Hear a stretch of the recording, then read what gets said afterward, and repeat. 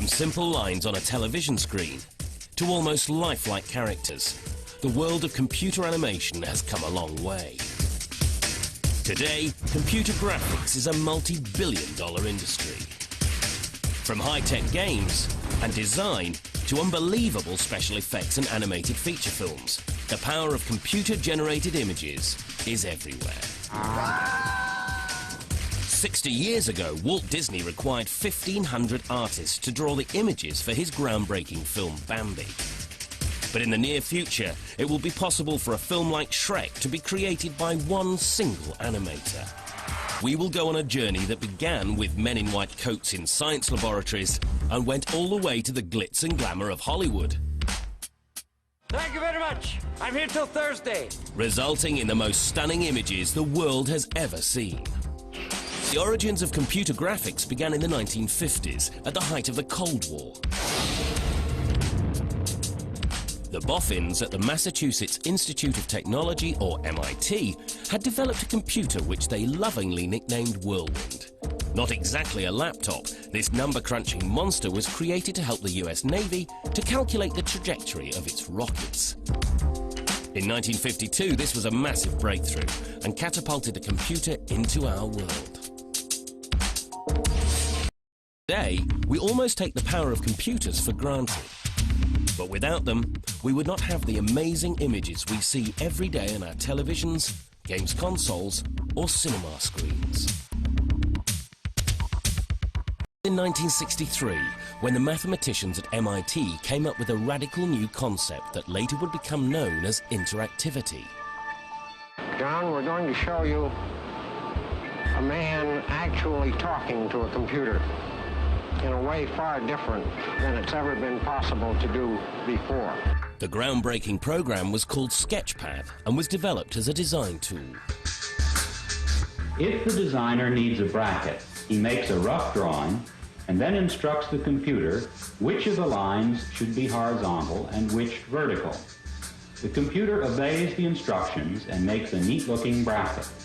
From a basic sketch, the computer followed a set of rules and figured out the rest of the drawing itself. In the 1960s, the automotive industry developed their own programs which were capable of drawing much more sophisticated designs. Then, in 1976, there was another technological milestone, making the computer drawings three-dimensional. The vital tools for creating 3D images with a computer were now in place. It was now up to the artists and filmmakers to discover them. In the 1960s, bored programmers realized that they could create bizarre images with their computers. Experimenters in visual perception are using computers to create weird, random patterns that never occur in real life. In the 1970s, these wacky artists got hold of the computer technology, experimented a little, and went completely psychedelic. Computers could also manipulate and animate pictures. A computer can be instructed to produce motion pictures. This film has been made from a selection of scenes to illustrate some of the distinctive advantages of computer animation. This had enormous advantages over traditional cell animation, which was painstakingly slow, because every single frame had to be drawn by hand. Here are 3 of the 5 keyframes used in each cycle of the walk. In Canada, a computer program was devised that could fill in the frames between the keyframes. This revolutionized animation. And in 1974, this program was used to create the first computer-animated short film, Hunger, which was nominated for an Oscar. I would say it was about 8 or 9 years ahead of its time because people didn't know what to make of it at the time. Computer animation had never heard of a thing called morphing before. You know, nothing like that had ever been seen or done before. You know, this was, 2 decades before, computer animation really started to take off. Years ago, it would have been totally impossible. In the mid-1970s, before the dawn of the microchip, computers are still the size of houses. And men at the cutting edge of technology are still working on 2-dimensional line drawings. But the evolution of computer graphics is about to take a giant leap forward. In a laboratory, an extraordinary engineering feat is taking place. At the University of Utah, scientists were determined to find a way to recreate a simple object in a computer that was not only three-dimensional, but would also look totally real. The object they chose was a teapot. The teapot turned out to be a very nice test bed of rendering techniques because it has lots of different types of shapes in it. There's large bulbous areas on the main surface. There's what's called surface of negative curvature along the spout. There's very sharply creased areas around the rim. And after a while, the joke kind of got more and more entrenched in the computer graphics business of make a picture of a teapot to show that you can actually draw things. In their quest for realism, they first recreated the teapot as a wireframe in a 3D vector graph. Then they eliminated the lines that would not be seen if the teapot were real. They then applied a process called facet shading, which simulated how light reflects off surfaces. They discovered that it was light that was the key in making an object appear more realistic. The facets were smoothed over to make the shading look continuous. Next, the computer simulates the highlights, figuring out where they should show up and how bright they should be, knowing where the light source was. Then the team developed texture mapping, changing the color from one spot to another on the object.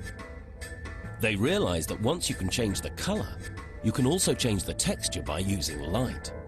With bump mapping, you simulate dents and bumps on the surface. And finally, even multiple reflections on the object can be simulated.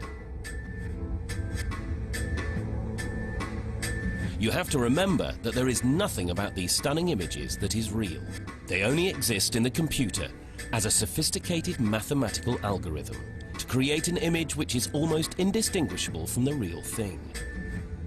The possibilities were endless.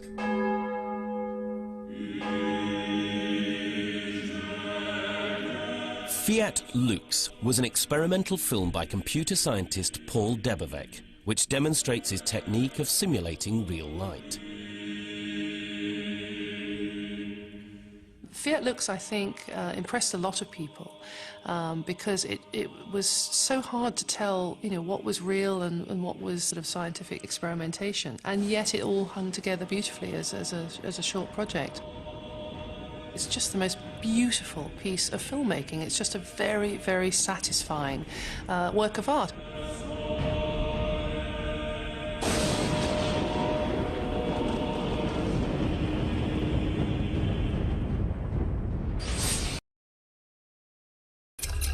In the 1970s, the boffins who were writing the software were held back by the hardware. The storage of data was limited by computer memory, until in 1971, the advent of the Intel microprocessor, or silicon chip, revolutionized the computer world.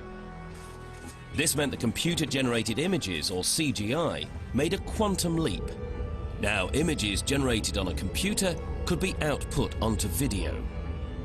This time, it was not the industry or the military, but advertising agencies who spotted the potential of the powerful images that could be created with CGI.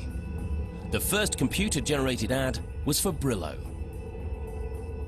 Sexy Robot in 1983 was the first piece of computer animation, which used the movements of a real person and translated them by using reference points painted onto the body into a computer-generated figure. And all this for tinned food. Even experts couldn't get their heads around these new computer-generated images. I think we should get straight on and look at some of the award winners. Winner of the commercial category, this is again from Britain. It's Robinson Lambinerns and Electronic Arts Get Smarties. Very, very jolly, isn't it? Yes, now, when I first saw this, I just didn't believe, well, I couldn't understand how it was achieved, but it is a computer, beautiful modelling, beautiful animation. I mean, look at that model there. Nothing but a computer could actually create these images. No, it would take a lifetime, it seemed, to do that, yes. The next generation of commercials directors realized that they could marry computer-generated images with real life and create an imaginary yet lifelike world. Filming an actor in front of a neutral green screen allows his shape to be cut out and placed on any real or computer-generated background, or in this case, a combination of both.